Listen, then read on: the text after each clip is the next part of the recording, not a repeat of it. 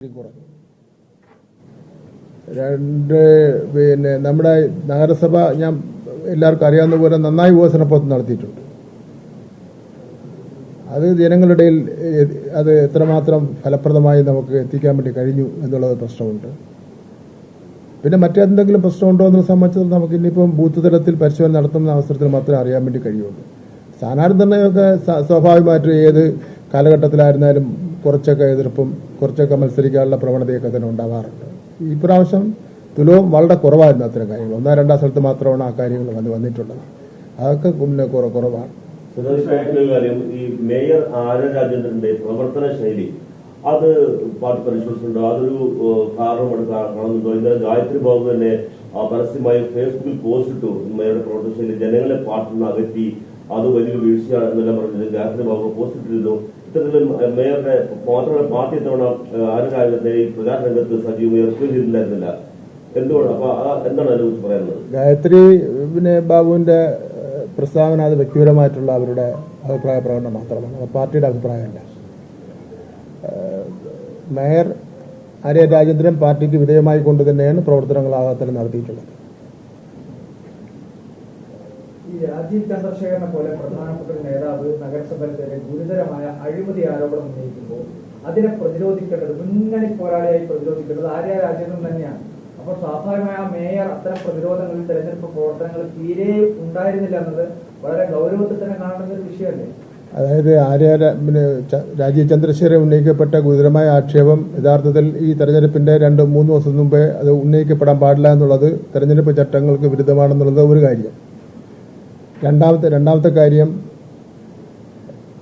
പ്രശാന്ത് മേയറായിരുന്ന സമയത്താണ് ഈ ഇവർ പറയുന്ന വിഷയങ്ങൾ ഉണ്ടായിട്ടുള്ളത്. അത് പ്രശാന്ത് തന്നെ മറുപടി പറയുകയും പ്രശാന്ത് തന്നെ വക്കീൽ നോട്ടീസ് അയക്കുകയും ചെയ്തിട്ടുണ്ട്. ആര്യ രാജേന്ദ്രൻ അതിലൊരു കക്ഷിയല്ല. മറ്റു കാര്യം, ഒരു 5-6 ദിവസക്കാലം ആര്യ രാജേന്ദ്രൻ സുഖമില്ലാതെ ആശുപത്രിയിലായിരുന്നു. നിങ്ങൾ അതുകൂടെ മനസ്സിലാക്കണം. ഒരാൾക്ക് അസുഖം വന്നു കഴിഞ്ഞാൽ എന്ത് ചെയ്യാൻ പറ്റും? അവർക്ക് അല്ലാതെ വന്നതിന് ശേഷം 2-3 കോർപ്പറേഷൻ വാർഡുകളുടെ ചുമതല ഉണ്ടായിരുന്നു. അവർ പ്രവർത്തന രംഗത്ത് ഉണ്ടായിരുന്നു.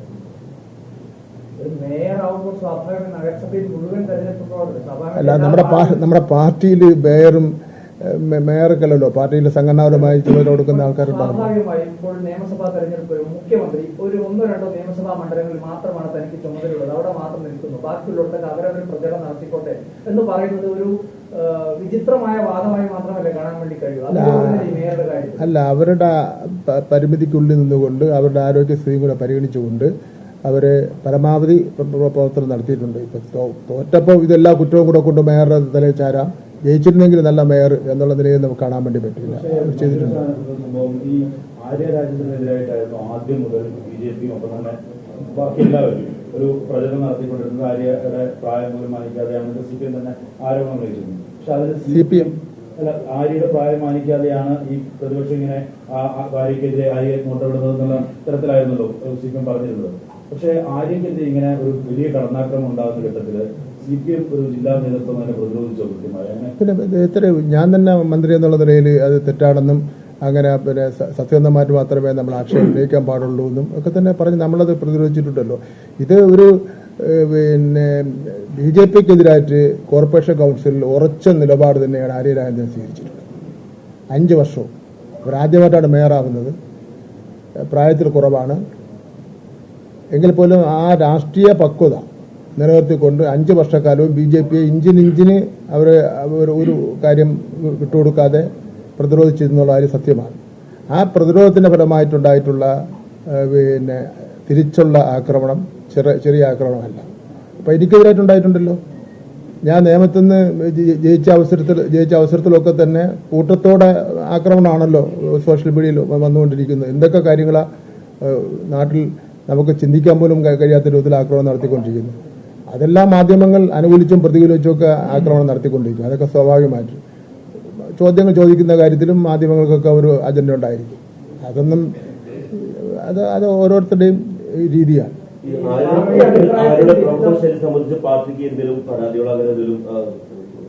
ആര്യയുടെ പ്രവർത്തനത്തെ സംബന്ധിച്ചിടത്തോളം പാർട്ടിക്ക് ഒരു പരാതി ലഭിച്ചിട്ടില്ല. അതെല്ലാം വെറും പ്രചരണം മാത്രമാണ്. ഞാൻ പറഞ്ഞില്ല, അത്തരം പ്രചരണങ്ങളാണ് നടത്തിക്കൊണ്ടിരിക്കുന്നത്. നിങ്ങൾ ആര്യ രാജേന്ദ്രൻ നേതൃത്വം കൊടുക്കുന്ന കോർപ്പറേഷന് ഏതാണ്ട് 30ഓളം വരുന്ന ദേശീയ അടിസ്ഥാനത്തിലും സാർവദേശീയ അടിസ്ഥാനത്തിലും നരേന്ദ്രമോദിയുടെ ഗവൺമെന്റ് തന്നെ കൊടുത്തിട്ടുള്ള സമ്മാനങ്ങളും കോംപ്ലിമെന്റ്സിനെ സംബന്ധിച്ച് ആരും ഒരു ചോദ്യം ചോദിച്ചില്ലല്ലോ.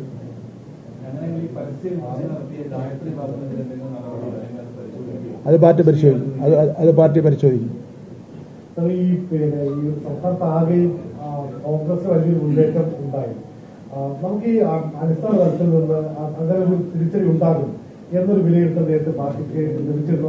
അത് കിട്ടാത്തത് പാർട്ടിയുടെ ഒരു കുറവായിട്ട് നമുക്ക് കാണേണ്ടതല്ലേ? സംസ്ഥാന അടിസ്ഥാനത്തുള്ള കാര്യം ഞാൻ പറയുന്നത് ശരിയല്ല. അത് ഗൗതം മാഷും ഒക്കെ തന്നെ പറഞ്ഞു കഴിഞ്ഞു. ഞങ്ങളുടെ ജില്ലയിലുണ്ടായിട്ടുള്ള കുറവുകളെ സംബന്ധിച്ചിടത്തോളം ശരി തന്നെയാണ്. ഞങ്ങളെ പരിശോധിക്കും. അതിൽ ഇത്രയും വളരെ ഗൗരവമായിട്ട് വർക്ക് ചെയ്തിട്ട് പോലും എന്തുകൊണ്ടത് കാണാൻ കഴിഞ്ഞില്ല എന്നെ സംബന്ധിച്ചിടത്തോളം അത് പ്രധാനപ്പെട്ട ഒരു പ്രശ്നം തന്നെയാണ്. ആ പ്രശ്നം തന്നെയാണ് പരിശോധന വിധേയമാക്കേണ്ടത്. സാധാരണ നമുക്ക് പണ്ട് കാലത്ത് CPM-ന്റെ കണക്ക് അവർ ഈ ഇലക്ഷൻ കഴിഞ്ഞാൽ ഇന്ന വാർഡിൽ ഇന്നയാളായിരിക്കും അല്ലെങ്കിൽ ഇത്ര വോട്ടായിരിക്കും എന്നൊക്കെയുള്ള അടിസ്ഥാനപരമായ ഡാറ്റ CPM-ന്റെ ഭാഗത്തായിരുന്നു സാധാരണ ഉണ്ടാകുന്നത്. പക്ഷെ ഇത്തവണ അങ്ങനെ മാറുന്നു. നമുക്ക് ഈ അങ്ങനെ ജനങ്ങളുടെ ഒരു ട്രെൻഡ് പോലും മനസ്സിലാക്കാൻ പറ്റാത്ത തരത്തിലേക്ക് പോകുന്നുണ്ടോ? ഇല്ല, ഇപ്പോൾ ജനങ്ങളിപ്പോൾ നല്ലവണ്ണം കാര്യങ്ങൾ പഠിച്ചവരായി മാറിയിരിക്കുകയാണ്. അതുകൊണ്ട് അങ്ങനെ അത്ര പെട്ടെന്ന് വിലയിരുത്തുവാൻ കഴിയാത്ത ഉള്ള ഒരു പ്രതികരണമാണ് ജനങ്ങളുടെ ഭാഗത്ത് പലപ്പോഴും ഉണ്ടാവാറുള്ളത് എന്നാണ് ഞങ്ങളുടെ താഴേക്കിടയിലുള്ള ആൾക്കാർ പോകുമ്പോൾ പറയുന്നത്. ആരെയെന്നാലും ജനങ്ങൾ അനുകൂലമായിട്ടുള്ള നിലപാട് സ്വീകരിക്കും. അപ്പം അതുകൊണ്ട് പഴയതുപോലെ ഒരു വിലയിരുത്തൽ നടത്താൻ കഴിയുന്നില്ല എന്നുള്ള ഒരു പ്രശ്നമുണ്ട്. സംഘടനാ മണ്ഡലമായ നിയമം അവിടെ വലിയൊരു വിജയം BJP നേടിയിരിക്കുകയാണ്. അതെ, വലിയ വിജയം തന്നെയാണ്. അപ്പോ അടുത്ത നിയമസഭാ തെരഞ്ഞെടുപ്പ് രാജീവ് ചന്ദ്രശേഖർ അവിടെ മത്സരിക്കാനായി എല്ലാം തയ്യാറായി നിൽക്കുകയാണ്. അപ്പൊ അവിടെ നിയമം വീണ്ടും BJP-യിലേക്ക് പോകുന്ന ഒരു രാഷ്ട്രീയ സാഹചര്യം അവിടെ രൂപപ്പെടുന്നുണ്ടോ? അങ്ങ് തന്നെ അതിനെ പ്രതിരോധിക്കാൻ അടുത്ത തവണ മത്സരരംഗത്തുണ്ടാവും?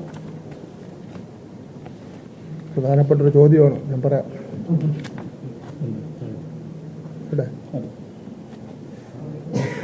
നിയമത്തെ മുൻപ് ഞാൻ ജയിച്ച അവസരത്തിലും തോറ്റ അവസരത്തിലും സ്ഥിതി തന്നെയാണ്. ഇപ്രാവശ്യം കുറച്ചുകൂടെ മെച്ചപ്പെട്ടിട്ടുണ്ട് BJP. അപ്പോൾ ഇപ്രാവശ്യം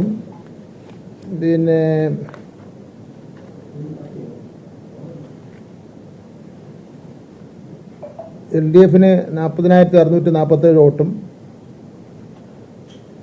BJP-ക്ക് 48,251 വോട്ടും UDF-ന് 24,391 വോട്ടും ആണ് വന്നിരിക്കുന്നത്. അപ്പോൾ BJP-ക്ക് വോട്ട് കൂടുതലാണ്. അത് മുമ്പും വന്നിട്ടുണ്ട്. അസംബ്ലി ലോക്കൽ ബോഡീസ് തെരഞ്ഞെടുപ്പിന്റെ വോട്ടിംഗ് പാറ്റേൺ പാർലമെന്റ് ഇലക്ഷൻ ഉണ്ടാവണമെന്നില്ല. പാർലമെന്റ് ഇലക്ഷൻ ഒരു വോട്ടിംഗ് പാറ്റേൺ ആണ്. നിയമസഭയിൽ ഒരു വോട്ടിംഗ് പാറ്റേൺ ആണ്. ലോക്കൽ ബോഡീസിന് ഒരു വോട്ടിംഗ് പാറ്റേൺ ആണ്. മുമ്പ് ഇതിനേക്കാൾ കൂടുതൽ വന്ന അവസരത്തിലാണ് ഒരു പ്രാവശ്യം ഞാൻ അവിടെ ജയിച്ചിട്ടുള്ളത്. ഞാനതില്ല LDF അവിടെ ജയിച്ചിട്ടുണ്ട്. അപ്പോൾ അത് വെച്ചിട്ട് നമ്മൾ വിലയിരുത്തേണ്ട കാര്യമില്ല. മത്സരിക്കുന്ന വേണ്ടതെന്ന് നമുക്കറിയാമല്ലോ. ഞങ്ങളെ പോലുള്ള ഒരു പാർട്ടിയിൽ ചന്ദ്രശേഖരൻ പ്രഖ്യാപിക്കുന്ന പോലെ എനിക്ക് പ്രഖ്യാപിച്ച നാളെ ഞാനും ഇവിടെ ഇറങ്ങി പോകേണ്ടി വരും.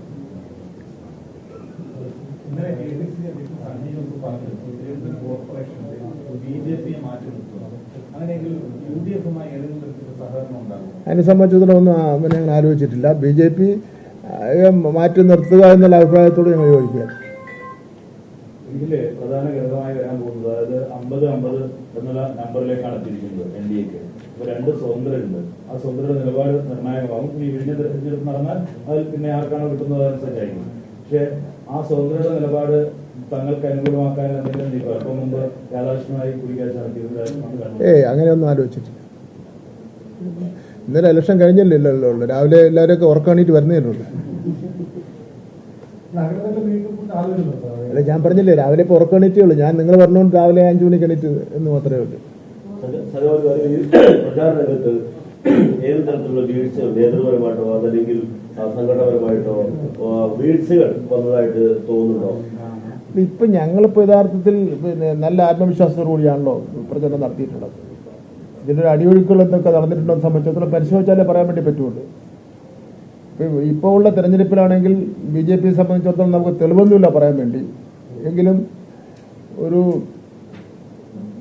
പല നിലയിൽ വോട്ടർമാരെ സ്വാധീനിക്കുന്നതിന് വേണ്ടി ഈ ചട്ടങ്ങൾ ലംഘിച്ചുകൊണ്ടുള്ള പ്രവർത്തനങ്ങൾ നടത്തുകയാണ് BJP നടത്തിക്കൊണ്ടിരിക്കുന്നത്. അത് ഞാൻ പിന്നെ തുറന്ന് പറയേണ്ട ഒരു അവസരം വരുമ്പോൾ അതിന് തെളിവോടുകൂടി പറഞ്ഞില്ലെങ്കിൽ പിന്നെ അതൊരു ശരിയാവില്ല.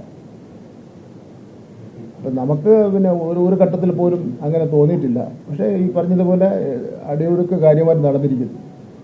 ഇല്ലെങ്കിൽ പിന്നെ ഇങ്ങനെ വരാൻ സാധ്യതയില്ല. പാർട്ടി കാര്യക്ഷമമായി പ്രവർത്തിക്കാത്തത് കൊണ്ടുകൂടിയാണ് ഈ പോളിംഗ് ശതമാനത്തിലെ കുറവ് സംഭവിച്ചത്. അതൊരു നേതൃത്വത്തിൽ സംഭവിച്ചിട്ടുള്ള ഒരു പരാജയം തന്നെയല്ലേ? നമ്മളിപ്പം പറയേണ്ടത് CPM നേതൃത്വം പരാജയമാണെന്നാണ് പറയേണ്ടത്. കുറെ ചേർത്ത് തുടങ്ങി അവിടെ ചോദിച്ചതാ. അങ്ങനെയൊന്നുമല്ല. സ്വാഭാവികമായിട്ട് സംഘടന താഴെത്തട്ടിൽ അത് പരിശോധിച്ചിട്ടില്ല. ഞാൻ പരിശോധിച്ചിട്ടില്ല പറയാൻ പറ്റുള്ളൂ. പ്രാഥമികമായി എങ്ങനെയാണ് ഇന്നലെ രാത്രി കൊണ്ട് വിലയിരുത്താൻ സമയം കിട്ടിയിട്ടില്ല. ഇന്നലെ രാത്രി 10 മണിയായി ഉറങ്ങി. ഇന്ന് രാവിലെ ഇന്ന് എണീറ്റ ശേഷം വിലയിരുത്താനും പറ്റിയിട്ടേ ഇല്ല. അത് വിലയിരുത്താൻ പറയാം.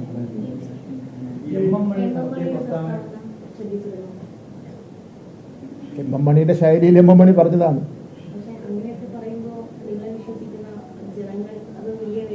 അത് എം മണി അങ്ങനെ പറയാൻ വേണ്ടി പാടില്ല. എം മണിയെ പോലുള്ള ഒരു തൊഴിലാളി വർഗത്തിന്റെ നേതാവും പാർട്ടിയുടെ സമുന്നത നേതാവും പിന്നെ വളരെ താഴേക്കിടയിൽ നിന്ന് ഒരുപാട് സമര പോരാട്ടങ്ങളിലൂടെ വളർന്നു വന്ന ഒരു വ്യക്തി അങ്ങനെ ഒരു ചെറിയൊരു പരാജയം ഉണ്ടായി എന്നുള്ളത് കൊണ്ട് നമ്മൾ സാമൂഹികപരമായി സാമ്പത്തികപരമായി പിന്നോക്കം നിൽക്കുന്ന ഒരു ജനവിഭാഗങ്ങളെയും ഒരു രൂപത്തിലും ആക്ഷേപിക്കാൻ വേണ്ടി പാടില്ല. അത് CPMന്റെ നയമാണെന്ന് എനിക്ക് തോന്നുന്നില്ല. ഈ നിയമസഭാ തെരഞ്ഞെടുപ്പ് അല്ലെങ്കിൽ 6 മാസത്തിനപ്പുറം ഇരിക്കുന്നുണ്ട്. അപ്പോൾ ഈ തുടർഭരണം തുടർച്ച എന്നുള്ളതൊക്കെയായിരുന്നു ക്യാമ്പയിൻ. അതിലെന്തെങ്കിലും കരുതലാണോ അല്ലെങ്കിൽ സംശയത്തിനെല്ലാം? അതൊന്നും പാർട്ടി സംസ്ഥാന കമ്മിറ്റി സംസ്ഥാന സെക്രട്ടറിയുടെ കൂടിയിട്ടില്ല. അതിന് പാർട്ടി പോളിറ്റ് ബ്യൂറോ എല്ലാം കൂടിയ ശേഷം മാത്രമല്ല ഒരു തീരുമാനം പറയാൻ വേണ്ടി പറ്റുള്ളൂ. ഞാൻ പിന്നെ നിങ്ങളെല്ലാവരും ഇന്നലെ ജില്ലാ കമ്മിറ്റി ഓഫീസിലുണ്ടായിരുന്നു. എല്ലാ ദിവസവും നിങ്ങളുമായിട്ട് ഞാൻ സഹകരിച്ച് പോകുന്ന ആളാണ്. നിങ്ങൾ ഇങ്ങോട്ട് സഹകരിക്കുന്നവരാണ്. അപ്പോൾ എന്തെങ്കിലും ഒന്ന് പ്രതികരിക്കണം മിനിസ്റ്റർ എന്ന് പറഞ്ഞപ്പോൾ പിന്നെ ഞാൻ നാളെ ആവട്ടെ എന്ന് പറഞ്ഞു. ആ നിലയിൽ തിരുവനന്തപുരം ജില്ലയിലെ മുഖ്യ കാരണങ്ങളും കോർപ്പറേഷൻ്റെ മുഖ്യ ചുമതലക്കാരൻ എന്നുള്ള നിലയിൽ ഈ കാര്യങ്ങൾ ഞാൻ പറഞ്ഞത് മാത്രമേ ഉള്ളൂ. ബാക്കി ഒരു ആഴത്തിലുള്ള ഒരു പരിശോധനയും പറയലും നമുക്ക് അധികാരപ്പെട്ടിട്ടുള്ള കാര്യവുമില്ല. നമുക്കതിനുള്ള അധികാരവുമില്ല. തിരുവനന്തപുരം ജില്ലയും തിരുവനന്തപുരം നഗരസഭയിലും സ്വാഭാവികമായിട്ട് നമുക്ക് പറയാനുള്ള അവകാശം അധികാരമുണ്ട്. അതാണ് ഞാൻ ഇവിടെ സൂചിപ്പിച്ചത്.